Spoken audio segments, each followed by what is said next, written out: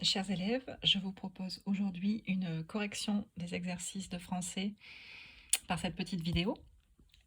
Alors, dans le premier exercice, on vous demandait, dans les groupes nominaux suivants, souligne en bleu le déterminant, l'adjectif en rose et entoure le nom. Alors, allons-y. Un petit sentier raide. Le déterminant, c'est le petit mot « un ». Alors, je le fais ici sans la règle, mais vous, dans votre cahier, vous utilisez bien sûr une règle pour que ce soit plus propre. Donc, 1 est le déterminant. Le nom principal, ici, c'est sentier. On parle du sentier. Donc, j'entoure le nom. Et ce sentier, il est comment? Il est petit. Et il est raide. Ce sont des adjectifs. D'accord? Je pourrais les enlever. Un sentier. Ensuite, dans le deuxième, l'herbe haute. Le déterminant, c'est le L', qui est un déterminant contracté, puisqu'on ne peut pas dire la herbe. Donc on met au lieu du A une apostrophe. L'herbe haute, donc le nom, c'est herbe. J'entoure herbe. Et comment est cette herbe? Elle est haute.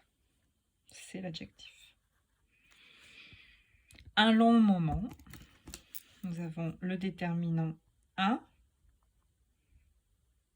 qui est un article indéfini, je vous rappelle, comme une, un, une. Le nom, c'est moment. Comment est ce moment? Il est long. Long est de l'adjectif. Quelle vue magnifique! Le déterminant, c'est quel? Alors, c'est un déterminant qu'on n'a pas souvent rencontré encore. Ensuite, le nom, c'est vue.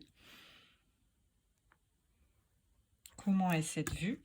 Elle est magnifique. Magnifique est l'adjectif.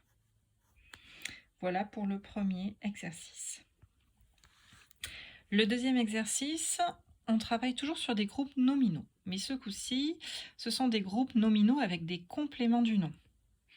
Alors, les compléments du nom, je vous ai envoyé la leçon la semaine dernière. J'espère que vous avez bien compris grâce à la petite vidéo. Donc, les compléments du nom, ils ont la même fonction que les adjectifs. Ils servent à compléter le nom. Mais ils ne sont pas formés pareil. Alors, regardons par exemple le premier. Le sac avec le pique-nique.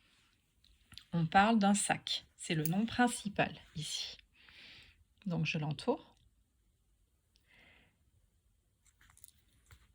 Et le complément de sac, ici, c'est avec le pique-nique. Donc, tout ça, ça s'appelle un complément du nom.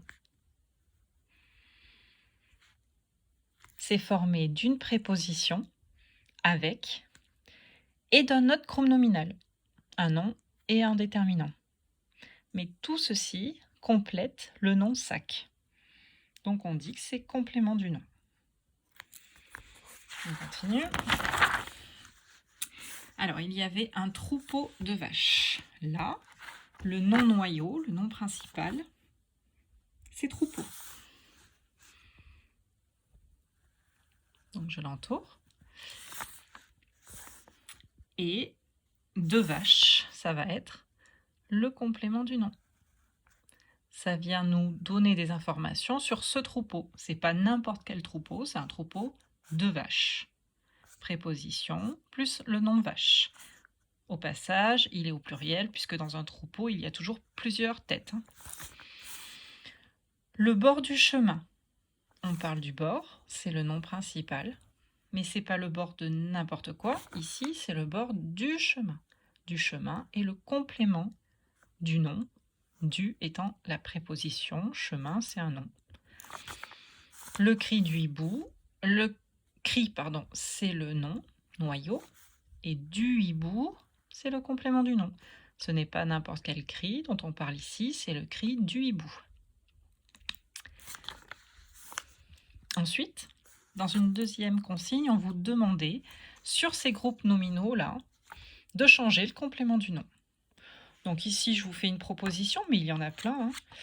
Donc le sac, dans l'exercice, on vous disait le sac avec le pique-nique. Moi, je vous propose le sac avec le maillot de bain, mais ça pourrait être le sac avec les affaires de sport. Il y a plein de solutions. Un troupeau de moutons, le bord du ruisseau, le cri de la chauve-souris. Mais vous avez peut-être trouvé d'autres solutions qui sont bonnes aussi. Je vous rappelle, donc un complément du nom, c'est constitué d'une préposition plus d'un nom. Et ça vient compléter un nom noyau, le nom noyau du groupe nominal. Je vous rappelle la petite phrase pour les prépositions, pour en retenir quelques-unes. On les apprend dans cet ordre-là, puisque ça fait une phrase qui a du sens. Adam part pour Anvers avec 200 sous. Donc, toutes les propositions ne sont pas là, mais ce sont les principales.